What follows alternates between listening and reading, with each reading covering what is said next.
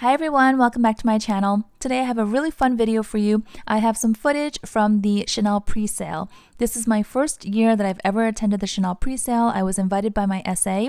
It is by invitation only, and then the sale opens up to the public. So for those of you who plan on going, have a great time, enjoy.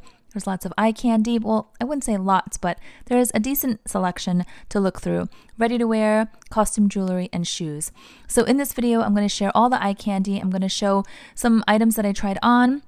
I'm also going to show you some of the newer releases towards the end of the video, so you can have some additional eye candy if you're interested in those newer items.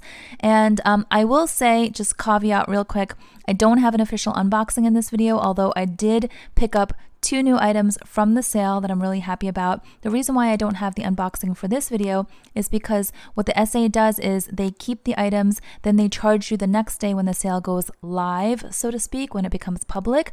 And then because I am here in Manhattan, she's going to just messenger those packages over to me later this week, so I don't have them with me. But I will do a proper unboxing when those goodies arrive, so please stay tuned and enjoy this video. Thanks so much.